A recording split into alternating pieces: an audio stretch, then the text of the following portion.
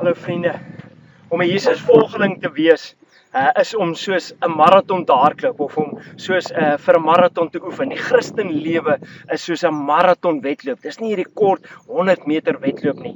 En wanneer jy 'n maraton hardloop en wanneer jy voorberei vir 'n maraton, dink ek volgens my is daar ten minste 5 dinge wat baie belangrik is.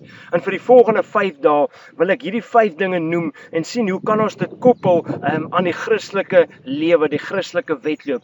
Die heel eerste ding is, ons moet 'n visie vir die eindstreep hê. 'n Visie vir die eindstreep.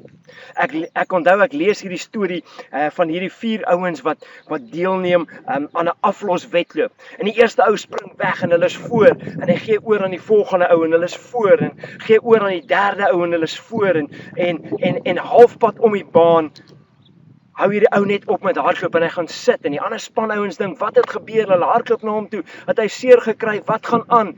En hy sê, ag wat, ek voel net nie meer lus om te hardloop nie.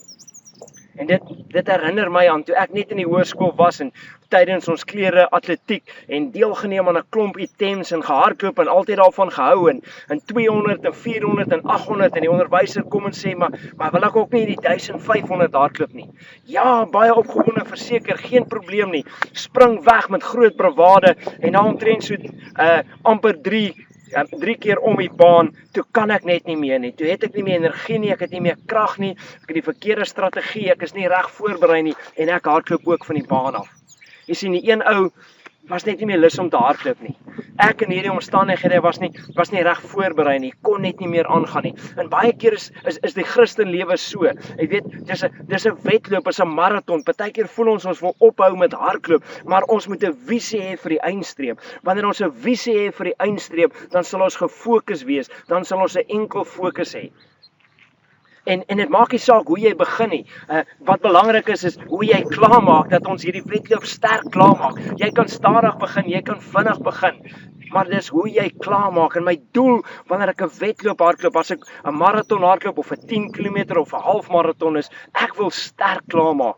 Ek het 'n doel daar, ek het 'n sekere tyd wat ek wil bereik. En wanneer ek daai tyd bereik en ek kom by die eindstreep aan, dan wil ek voel ek kan nog 5 km doen. Ek kan nog 10 km doen. Ek voel goed. En baie keer het ek al dit reg gekry om wedlope so te hardloop, en ander keer het ek dit nie gemaak nie.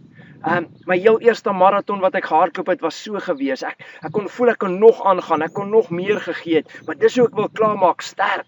My heel eerste ultramaraton het ek 'n doelwit gehad vir die eindstreep, maar ek het nie die tyd gemaak wat ek self vir my daar gestel het nie. Maar ek het 'n kans om dit weer te gaan doen, maar in die lewe het ons nie 'n kans om die lewe weer te hardloop nie. Ons weet nie waar's die eindstreep nie.